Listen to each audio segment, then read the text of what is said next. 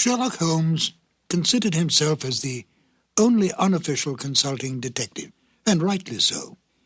In point of fact, Holmes worked outside the law. If he'd been a policeman working for Scotland Yard, he would certainly not have had the freedom that allowed him to use his unorthodox methods. This both pleased the police and frustrated them.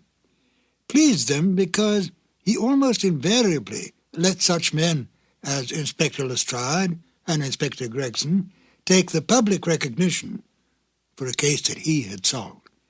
Frustrated them because he could literally work on a case using his own specialized abilities while they had to stay within prescribed limits. Yet Holmes did respect the law, for he was in fact an amateur and felt it best to have a healthy relationship with the professional police. This encouraged such men as Lestrade and Gregson to bring various unsolved crimes to him for his solution. His freedom outside the restraints of the law allowed him to assume many roles in disguise and to work with Watson as his accomplice. Excellent examples of this kind of work can be found in such original stories as A Scandal in Bohemia, The Man with the Twisted Lip, and The Illustrious Client, to name but a few. He often broke open safes to get information, set fires to force some action out of an individual, such as Irene Adler, or broke into homes in order to gain access to information that would lead to the solving of the crime. Any admonitions by the police were soon dropped when Holmes produced the criminal or solved the crime. Most of this work was done by Holmes and Watson in London or various other parts of England. In The Waltz of Death, Holmes and Watson find themselves in Vienna on a case. Now here, on foreign territory, and completely outside the orthodox methods of the English police, Holmes had even more free rein. He still used his brilliant sense of deductive logic, but now he did not have to worry about reprimands from Scotland Yard. And besides, there was new excitement for Holmes when he could deal with murder from other than the English criminal. Join me now as we present Sherlock Holmes and Dr. Watson in The Waltz of Death. Petri Wine brings you Basil Rathbone and Nigel Bruce in the new adventures of Sherlock Holmes.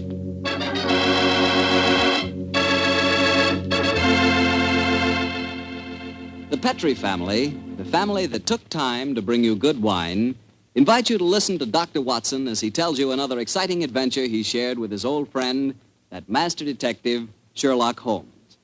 And as for me, well, I'm going to tell you about a swell idea. The idea of serving Petri California sherry before dinner. Tomorrow night, just before dinner, instead of that last-minute rush, take it easy. Pour yourself a glass of Petri sherry.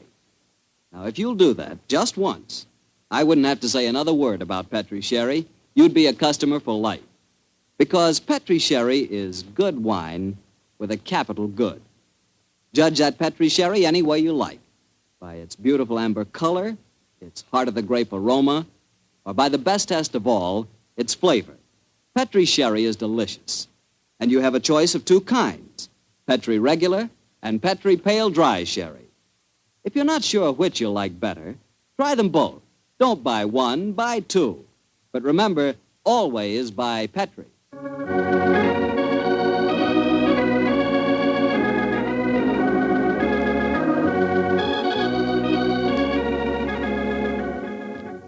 And now I'm sure our good friend Dr. Watson's expecting us. Let's go in and join. Good evening, Dr. Watson. Good evening, Mr. Bartell. All set for tonight's story? Yes, my boy, I'm all set, as you put it. It began in Vienna in 1889. The old Vienna of bright lights, lovely ladies, and lilting music. What were you and the great Sherlock Holmes doing there, Doctor? Mr. Bartell, what were we doing there? Yes, sir. Were you just taking a trip? Oh, in those early days of our association, we didn't have either the time or the money for trips. No, we were in Vienna at the express command of the Emperor Franz Joseph. It was in October, I remember, that we arrived in the city, and for several days we were forced to cool our heels awaiting the imperial pleasure. On one of those idle evenings that the good services of our friend, the Chief of Police, Count Frano, secured us an invitation to a resplendent ball that was being held at the palace of Princess Stephanie von Kram. It was an incredibly colorful spectacle, Mr. Bartell. A string orchestra high in the gallery of the palace ballroom played a haunting Strauss waltz, while on the floor below, the cream of Viennese aristocracy swayed and glided gaily to the lilting music. I can remember the picture so well, Mr. Bartell, that Holmes and I stood there talking to the Chief of Police, Count Frano.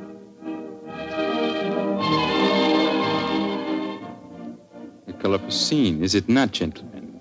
By George, yes, Count Frano. It must be a real holiday for you and Mr. Holmes. What makes you say that, Watson? Well, it's hard to think of the criminal world when one looks at such a gathering. And yet Count Frano knows as well as I do that the criminal is not confined to class or environment. Indeed, no, Mr. Holmes.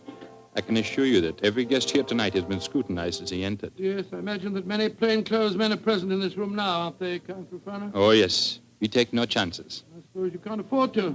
There's enough jewelry being worn here tonight for a king's ransom, I should say.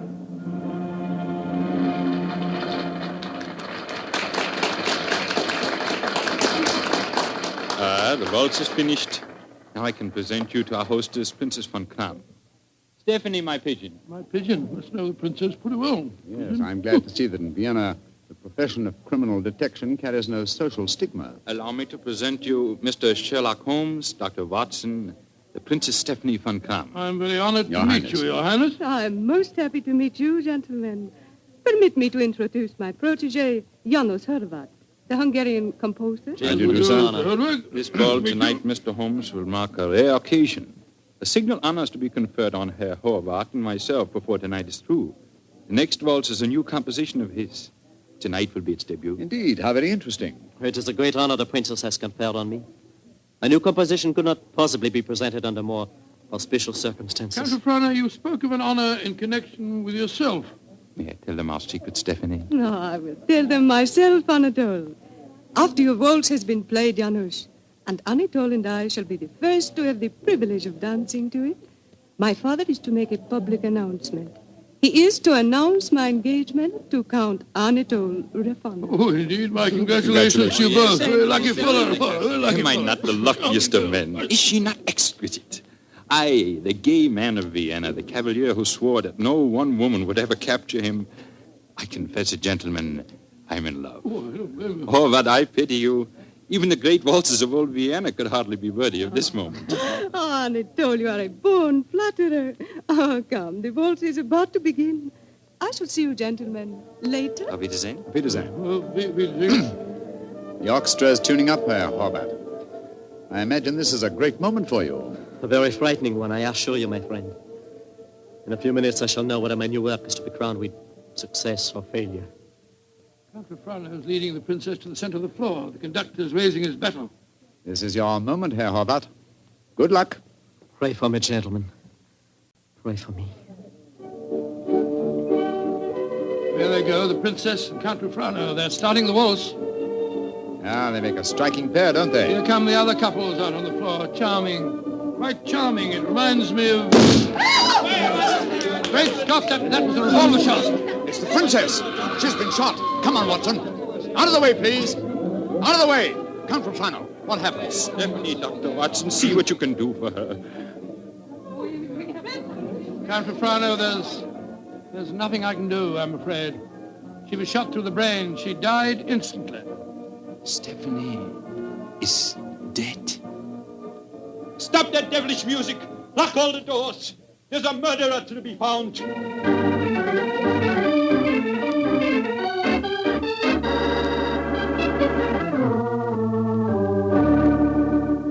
Count Frano, have you found any clues? One of my men found a revolver. It had been tossed into the earth of a potted palm. May I see it, please? Of course, here.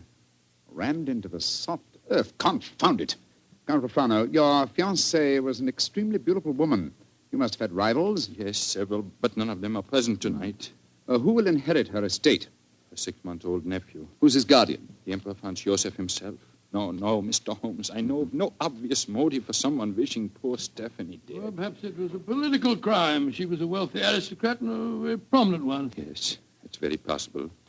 Many nihilist assassins have been active in my country recently. Meanwhile, we have a ballroom full of suspects waiting for us. So I was just going to suggest we went back there. We can't find out very much by staying here in the library. It's a delicate matter. Almost everyone present tonight is known to me personally. May I suggest that you go back to the ballroom and have the male guests file past you? Detain for questioning anyone whose evening clothes do not fit perfectly. Clothes don't fit? What's the cut of a man's clothes got to do with this? Anyone invited to such a ball as this would naturally have his own tailor. I think, Count Profano, if you found a man who had to hire his costume, he might be an imposter and may well prove to be your assassin. Well,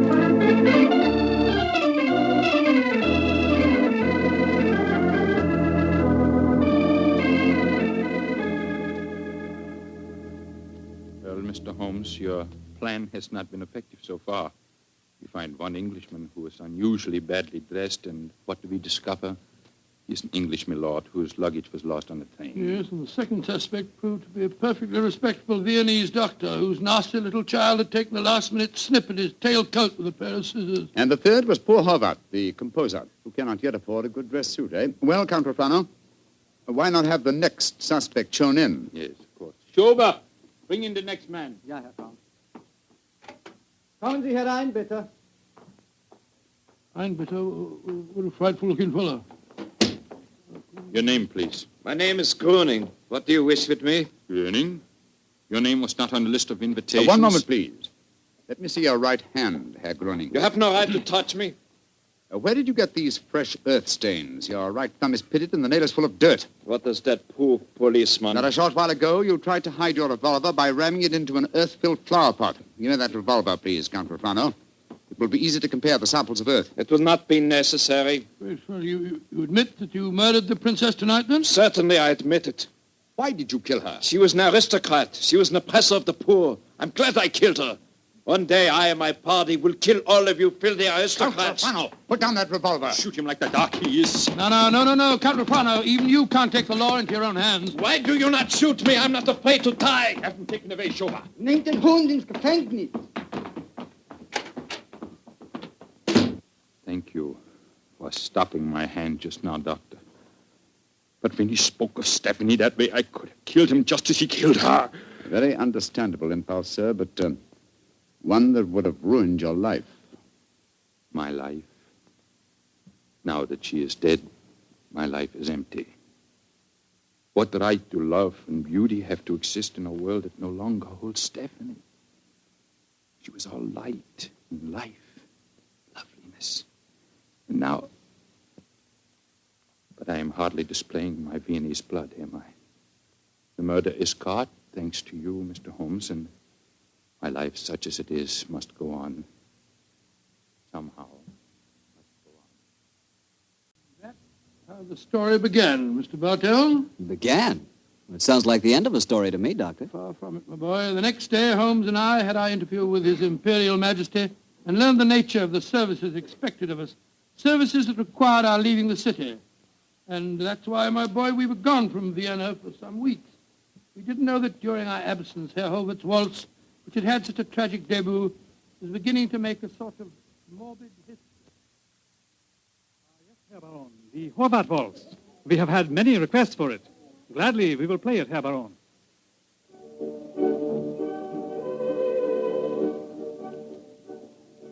Isn't that the Horvath waltz they are playing? Yes, my dear, and see who is walking onto the floor to dance to it. Leah Mollenstein, the actress. A beautiful creature. Are you trying to make me jealous, Hans? Gott in Himmel, it's Leah Mollenstein! She's been shot!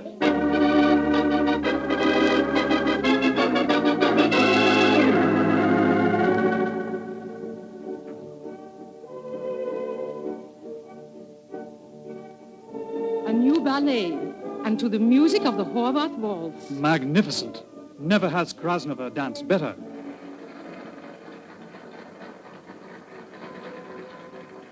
Have you ever seen such exquisite pirouettes?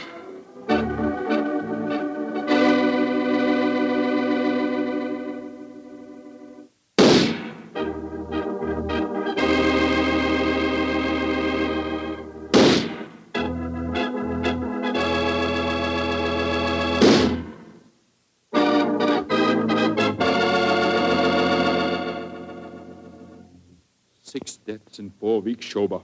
All beautiful women and all killed to the music of the Horvath Waltz. There's a homicidal madman at large in Vienna. There's only one thing to be done. We must forbid absolutely the playing of that waltz by imperial decree. Hear all of this, Mr. Bartell, until we return to Vienna. And then, I suppose, Sherlock Holmes was drawn into the case again, Doctor. Yes, my boy. Holmes immediately made a close study of the newspaper reports on the tragedies, and it was with great difficulty that I tore him away from his investigations to attend the reception at which the Emperor was to thank us for our services on the mission that we just completed. As we arrived at the Imperial Palace, almost the first person we ran into was the Hungarian composer, Janos Horvath.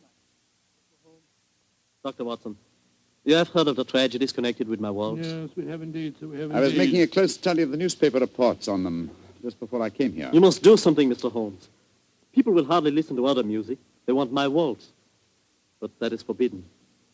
I'm losing a reputation and a fortune while that waltz remains unplayed. Or perhaps, Herr Horvath, you are laying an excellent foundation for a later reputation and fortune. What do you mean? All this publicity, however distasteful to you at the moment, must in the long run prove invaluable. Ah, there you are, my dear Count Rufano. Mr. Holmes, Dr. Watson, I'm glad to see you back in Vienna. You've heard of the murders? Yes, Count, we were just discussing them. I need your help again, my good friend. For over a month now, the murder has been at large, and I cannot seem to get on the trail. But I'm Gruning, the first killer. What have you done with him?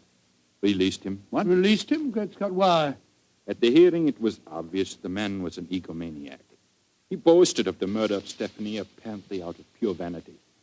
The liberal newspaper editors made quite an issue of the case. They brought pressure to bear, and we had to let him go. Confound it. I wish I hadn't left Vienna. Well, if the fellow's at large again, Count Rufano, it's pretty obvious that he's the murderer of the other women, too. On the contrary, Doctor, he was in prison until yesterday. The last of the murders was committed 3 days ago. Oh, here comes His Imperial Highness Franz Joseph. Good evening, gentlemen. Your Highness, good evening. Your Highness. Well, I see we have very distinguished company tonight. Not only the masterful Sherlock Holmes and his colleague, Dr. Watson, our English friends that we are honoring, but I see that we have a distinguished representative from our Hungarian Empire, Janos Horvath. A worthy successor, I'm told, to the breed of composers for whom Vienna is famous. Your Imperial Highness is most kind. The pipe organ in here is in excellent condition, I am told. Will you not play us one of your compositions, Herr Horvath? I shall be most honored, Your Highness. Sit down, gentlemen, sit down. Thank you. What shall I play, Your Imperial Highness? Anything you wish, young man. Anything you wish. Thank you, Your Highness. With your permission, I choose to play... Great heavens! He's playing the death waltz. On your guard, Watson. Even in the Imperial Palace itself, this twirling tune may invoke murder.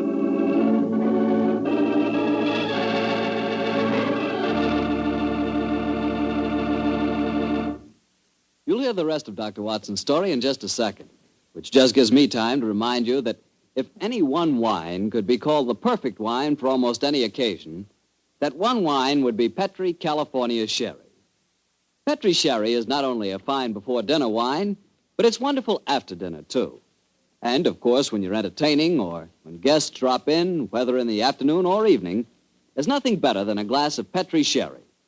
And it's comforting to know that you can serve Petri Sherry proudly, because the name Petri is the proudest name in the history of American wines.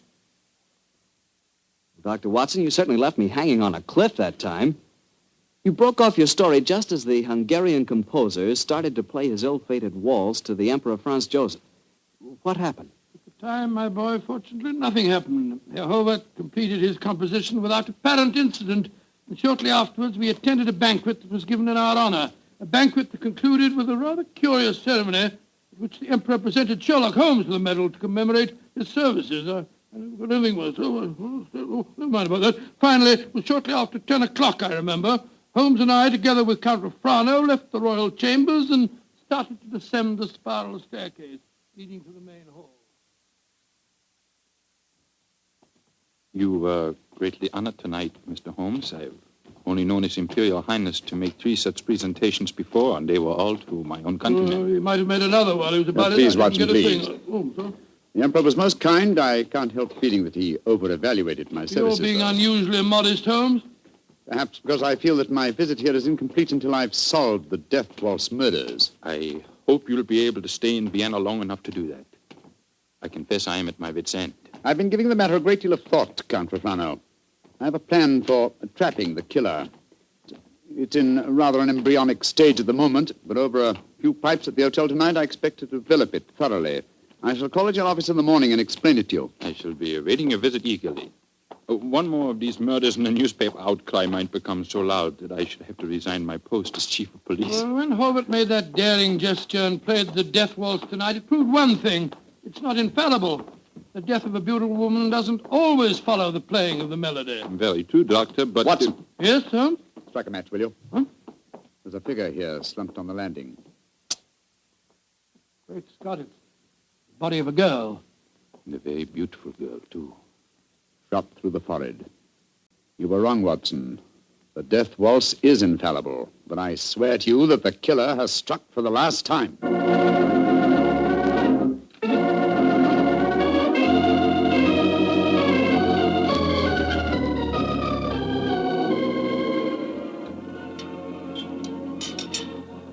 Ah, there you are, my dear Count Refrano. Yes, I followed the instructions you gave me this morning, Mr. Holmes. Schönbaum's is at the moment the smartest restaurant in Vienna. I've reserved the best table for you, and I've invited the guests that you named. A strangely assorted couple, I must say. Janos Horvath, the composer, and that grinning fellow, the one that admitted shooting your fiancée, Count Refrano. It's as much as I could do to keep my hands off him when he arrived here, Doctor. But Mr. Holmes insisted that I ask him. Just the same, I wish he would tell me his plan. I'm completely in the dark. Completely in the dark. I can sympathize with you, Count Refrano. Holmes never tells me a thing either. Let's join our guest, shall we? In a very few minutes, I'm sure that my plan will be perfectly apparent. Good evening, Herr Horvath. Oh, good evening, Mr. Holmes. Dr. Watson. How do you do, Herr Horvath? And how are you tonight, Herr Gröning? Angry at having to come here against my will. My party does not approve of these aristocratic, padded pigsties. But Count Refrano informed me that if I did not come here tonight, I could expect to find myself back in prison. How could I resist such a persuasive invitation? Ah, here comes the third guest for our table. I met her at the hotel a few hours ago. Miss Banks, I'm so glad that you were able to come. Hello, Mr. Holmes. I didn't know this was going to be a party, but I couldn't be happier. Allow me to present you, Count Refrano, Dr. Watson, Herr Horvath, Herr Gröning, Miss Barbara Banks from the United States of America. How do you do? Holmes, I wish I knew what you're up to. And how can a young American girl afford to come to Vienna, may I ask? Of course you can ask. My father made a lot of money, and he wanted me to have the advantages he never had. Your father made money because he ground the faces of the poor. Oh, my father never ground a poor face in his life. He was a capitalist. I spit on him. Oh, that's rather unfriendly. And also, geographically speaking, something of a problem. You see, he's living in Wyoming. You make fun of me. Only because you made fun of me. Mr. Holmes, I did as you asked me. I'm very grateful, Miss Banks.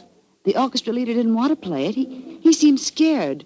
But I waved a lot of money in front of him, and I promised to pay the fine as well. Splendid. Great Scott, I see it all now. So do I. You persuaded Miss Banks to bribe the orchestra leader to play. My waltz. My forbidden waltz? Yes, Herr Horvath. I felt that if the request came from a young American, it might seem quite reasonable. Particularly if the requests were accompanied by American dollars ground out of the faces of the poor. You are being unpleasant to me, aren't you? They're playing at your waltz, Herr Horvath. The death waltz. Mr. Holmes, this is against the law. The Horvath waltz is forbidden by imperial decree. True, nonetheless, my dear Count, I implore you not to arrest the orchestra leader until after the waltz is completed. In which case, since I requested it and it's still playing, I'd like a partner. Will you dance with me, Count Refrano?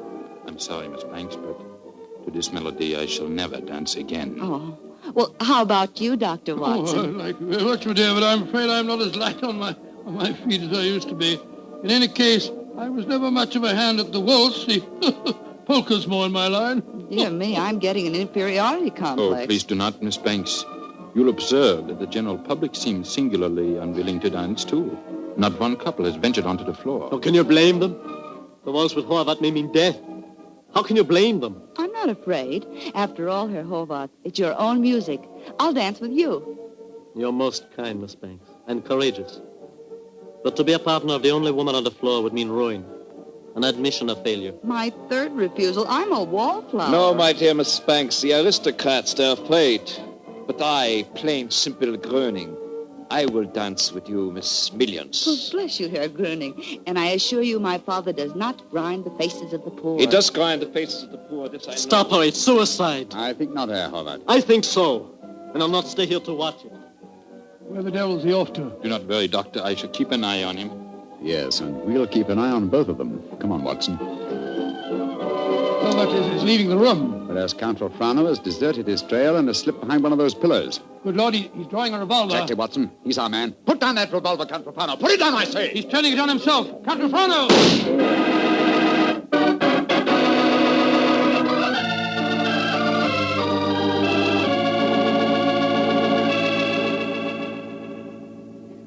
I still can't believe it, Holmes. Not the fact that Count Rolfrano blew his brains out, but the fact that he was a murderer. Yes, I was slow to believe it too, old chap, and I blame myself in consequence. Two things should have been instantly apparent about the madman who killed beautiful women when he heard the Horvath waltz. Firstly, he must have had some motivation which drove him to such an act. Secondly, he must have carried a revolver with him at all times, since he was invariably armed when the occasion presented itself. Exactly, and that factor made me think of the police official. Then, of course, I saw Rolfrano's motivation. He loved the Princess Stephanie dearly. Her death in his arms was a psychological shock that was more than his mentality could stand. And when he heard that music, it reminded him of the dead princess and forced him to kill. That's right, old fellow. You will recall that what he said to us after his fiancée's death. What right do love and beauty have to exist in a world that no longer holds Stephanie? When he heard the music, he couldn't bear to think that other loveliness existed, and so, well, he destroyed it. But who killed the Princess Stephanie? The man who was first arrested for it, Herr Gröning. He admitted it. After a little persuasion, when the police arrived, taken back to prison in the carriage that just took Count Rolfrano's body. It's shocking to think that 7 innocent women have been murdered before this case was solved. Yes, a fact that will be a constant reproach to me, I assure you. Oh, I didn't mean that, my dear fellow. We weren't even in Vienna when 5 of the killings took place. Hello. Here comes Miss Banks. Mr. Holmes, what happened to that funny little man who danced with me? Herr Gröning? He went to prison, Miss Banks. He was a murderer. Well, I must say this is a strange kind of a party you asked me to, Mr. Holmes. One of the guests blows his brains out, and the other, the only man who danced with me, turns out to be a murderer. Oh, I see now why Father sent me to Europe. An evening like this could never happen in Wyoming. Look. Helvet's walking out in front of the orchestra. Ladies and gentlemen. Shh. Listen. Ladies and gentlemen, I, Amos Horvath, wish to assure you, upon the word of the great English detective Sherlock Holmes, that never again shall my new waltz be an accompaniment for murder. Henceforth, its melody will be for life and love and laughter. I have ordered a bottle of the finest Tokay sent to each of your tables. Raise your glasses and pledge me as I now conduct my waltz. Free at last from the kiss of death.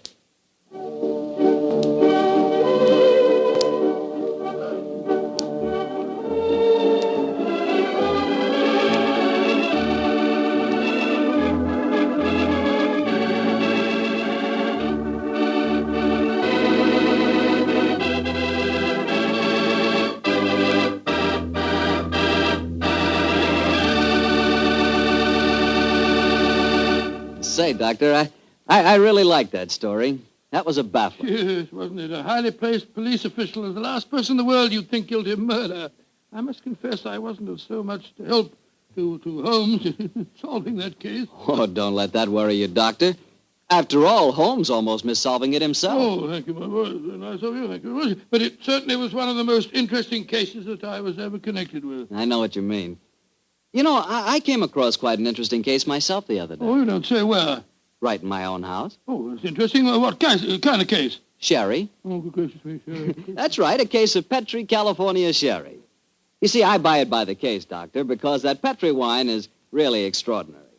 But all Petri wine is unusual wine, unusually good, because the Petri family has been making wine for generations.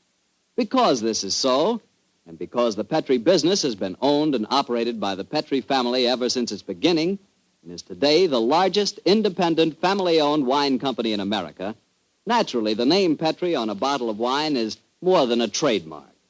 It's the personal assurance of the Petri family that every drop of wine in that bottle is good wine.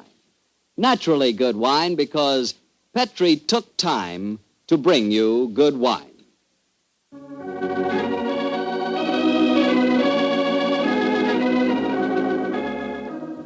Tonight's Sherlock Holmes adventure was written by Dennis Green and Anthony Boucher and was suggested by an incident in Sir Arthur Conan Doyle's story, The Adventure of the Illustrious Client.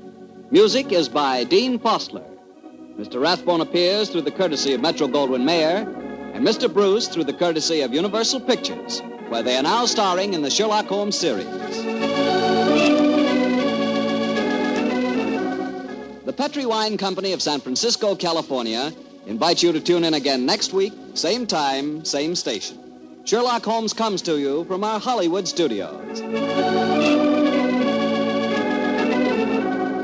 This is Harry Bartell saying goodnight for the Petri family. This is the world's largest network, the Mutual Broadcasting System. At first, when Herr Gruning confessed to the killing of the Princess von Kran, I didn't believe it. When the other women were killed, I felt sure that Herr Gruning was innocent. I at least suspected Count Refrano of having committed the other murders. But then, that's exactly what Dennis Green and Anthony Boucher wanted, don't you think?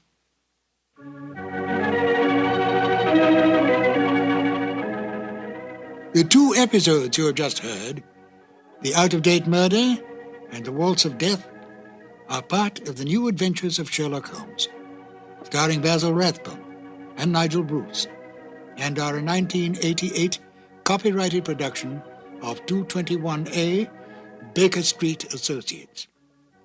The Sherlock Holmes stories and the characters of Sherlock Holmes and Dr. John H. Watson were created by Sir Arthur Conan Doyle and are used with the kind permission of Dame Jean Conan Doyle.